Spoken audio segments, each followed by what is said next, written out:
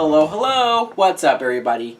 My name is Mike Brown, aka ReviewKingMB, and I am here continuing my reviews for the Lethal Weapon movies with Lethal Weapon 3. Yes, this is a 1992 film that is once again directed by Richard Donner, and the plot is we see Riggs and Murtaugh, who are obviously still partners, doing everything that we know and love for them to do together, until we get this villain who used to be a police lieutenant. So he's able to get in there, get into the police system. He knows his way around to do every dastardly thing that he wants to do.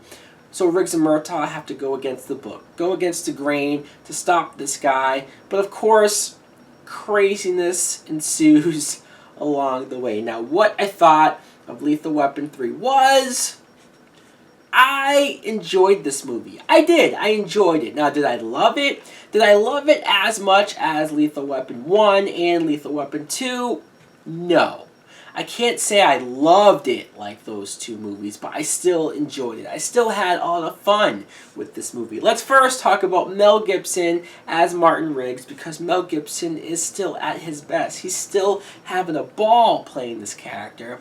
You could argue that maybe Riggs was more interesting when he was darker, more serious, more depressed, and suicidal. Like, you almost forget watching this movie that he was at that point. But I do enjoy the fact that after everything he's gone through, after all the shit that's happened to him, he can crack his jokes. He can have more fun. He can just be a happier person in general. I like seeing him do that. Sure, you could also say that some of the scenes with him are really goofy and silly, like when he's acting like a dog to calm the dog down and stuff. But he still kept me laughing. He still made me laugh. And if I was laughing and being entertained, that's really all I care about. Danny Glover as Roger Murtaugh, he's going through a lot in this movie, if you think about it, because he's 8 days away from retiring. And you can tell he can't wait to retire. He's counting the days, literally, until his retirement. But watching this whole movie, you're almost wondering, is he really going to hang it up? Can he really stop doing this and leave his partner Riggs and just like end all of it? Or is he, in fact, as he says, too old for this shit? I just love the relationship of them together, just their interaction. You can tell that these two actors have been spending years together, and it works so much. When you see them at the very beginning, and Mel Gibson just bum rushes into that building that has the bomb in it, and you can tell Murtaugh wants nothing to do with it, but he does it anyways.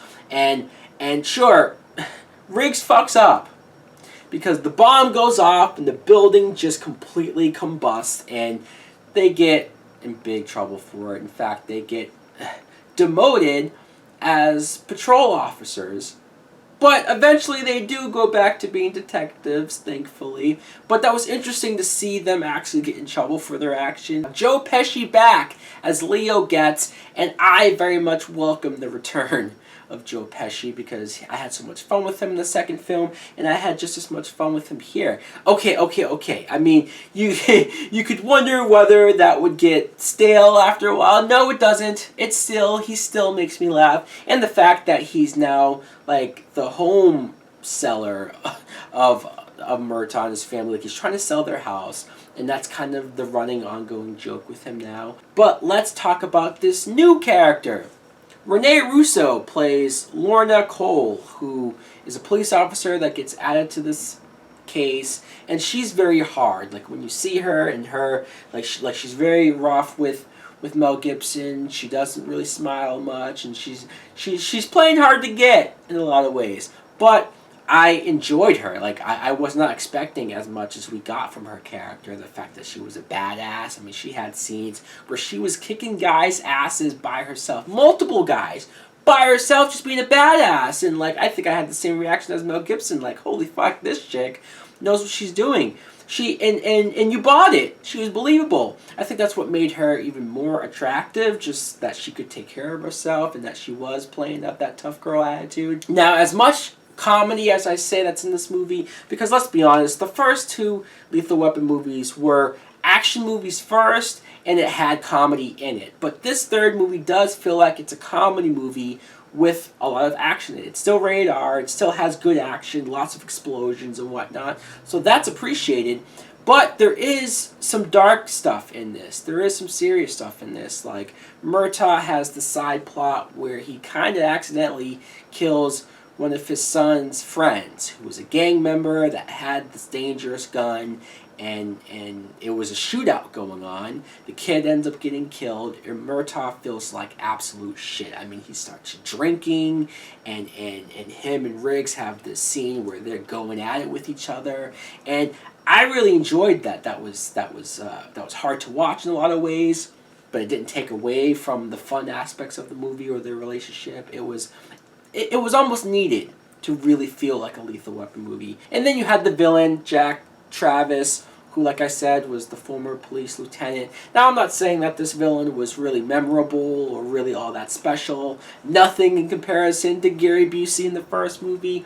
But I thought there were elements of his character that were interesting. The fact that he was formerly in the police and he knew his ins and outs. He knew how to work around the system and do everything that he was doing right under their nose. But the villain ultimately is forgettable. You're really just here to watch Riggs and Murtaugh have fun. Look, this isn't the best Lethal Weapon movie that I've watched, but this wasn't bad either. This was still, like, if we're talking about this like it's a trilogy, this is a solid way to end the trilogy. But I know that there's one more movie left. I haven't seen it, but I'm curious to how this franchise really ends off. I guess we'll find out. Ultimately, Lethal Weapon 3, pretty damn good.